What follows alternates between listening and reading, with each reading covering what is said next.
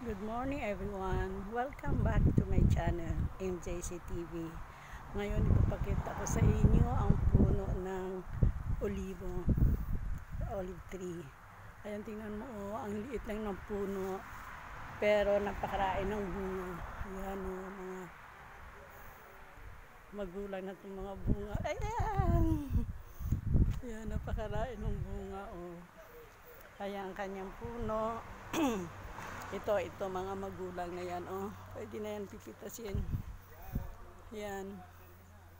Ganda, napakaliit ng puno. Pero ito, hindi ito pwede kainin kaagad. Pag kinain mo to, napakapakla. Ayan. Yan, itong mga olibo na to, masarap to sa salad at saka sa mga isda. Ayan, napakaray ng bunga. Ayan, mamaya pipitasin ko na to. Isang puno lang kasi, pero pag marami to, ang pagpitas nito ay maglagay ka ng plastic at saka papagpagin mo, magkandahulog lang yan. Sinubukan ko kainin ito, akala ko pero napakapakla, hindi kagaya ng ibang prutas. Pag matured na siya, pwede na kainin. Pag hinog na, ang sarap kainin, ito hindi. Ayan, tingnan mo, napakaray, Ayan, napakaganda. Ang sarap,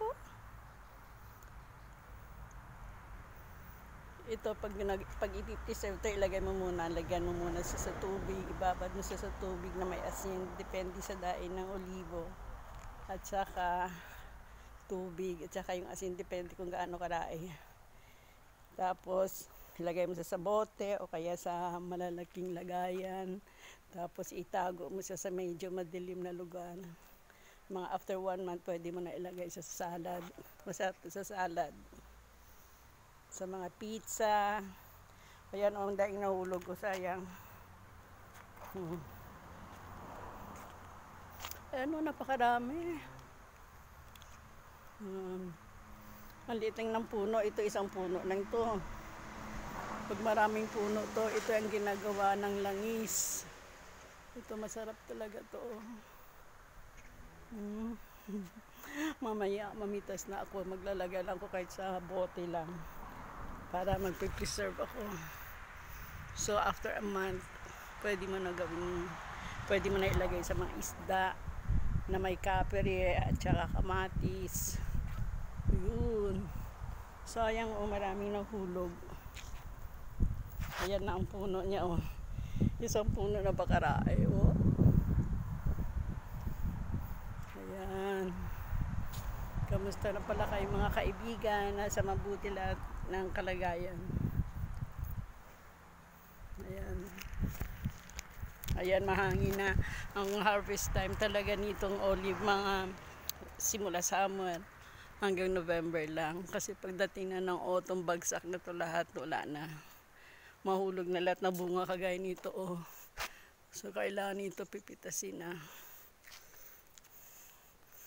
Ayan. Tingnan mo, kung mangga to, kaya bayabas, napakasarap na yan. Napakadae.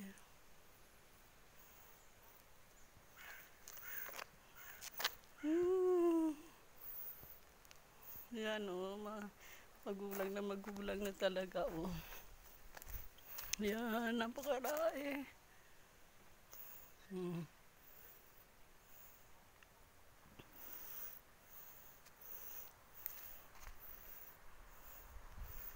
Ayan, ganito mamunga ang mga olive.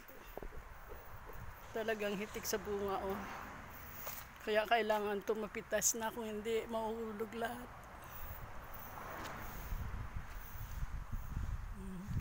Napakarai.